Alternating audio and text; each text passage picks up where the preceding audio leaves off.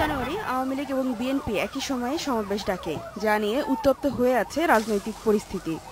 সমাবেশ করতে না পেরে সেদিন থেকে অবরোধের ডাক দেন বিএনপি চেয়ারপারসন।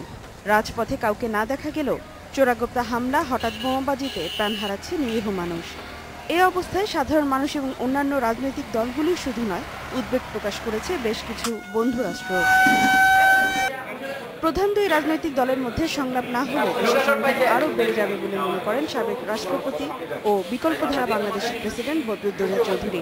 রাজধানীর ইউনাইটেড হাসপাতালে হামলায় আহত বিএনপি নেতা রিয়াজ রহমানকে দেখতে গিয়েছিলেন তিনি। তীব্র রাজনৈতিক সংকট আছে, চলছে, এটা অস্বীকার করার কোনো উপায় নাই। সরকারেরও উপায় নাই, বিরোধী দলেরও উপায় নেই, কিন্তু একটাই মাত্র পথ, একটাই মাত্র পথ, কথা বলতেই হবে। জাতীয় প্রেস ক্লাবে এক অনুষ্ঠানে ঢাকা বিশ্ববিদ্যালয়ের সাবেক উপাচার্য ও রাষ্ট্রবিজ্ঞানী অধ্যাপক এমাজউদ্দিন আহমেদও দুই দলের আলোচনায় বসার উপর জোর দিয়েছেন। উভয় দলকে, বিরোধী দল এবং ক্ষমতাসীন দলকে একসাথে বসে আলোচনা করতেই হবে আর কি। Democracy is matter of practice, is matter of discussion. একসাথে বসেই সিদ্ধান্ত গ্রহণ করতে হবে। তবে আওয়ামী লীগ সভাপতির ধানমন্ডি কার্যালয়ে আয়োজিত সংবাদ সম্মেলনে দলের যুগ্ম সাধারণ সম্পাদক মাহবুবুল আলম হানিফ দাবি করেন, সংলাপের বিষয়ে সরকার কোনো কূটনৈতিক চাপে নেই।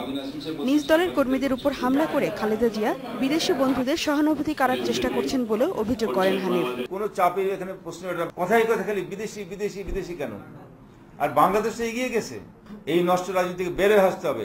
তারপরেই না তাদের সম্বন্ধে কথা বলার সুযোগ আসে কি না আসে সেটা ভাববার বিষয় হবে।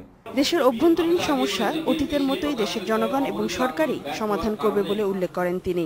আজকে তারা বিদেশিদের ফারজানা শোভা, ইন্ডিপেন্ডেন্ট নিউজ, ঢাকা।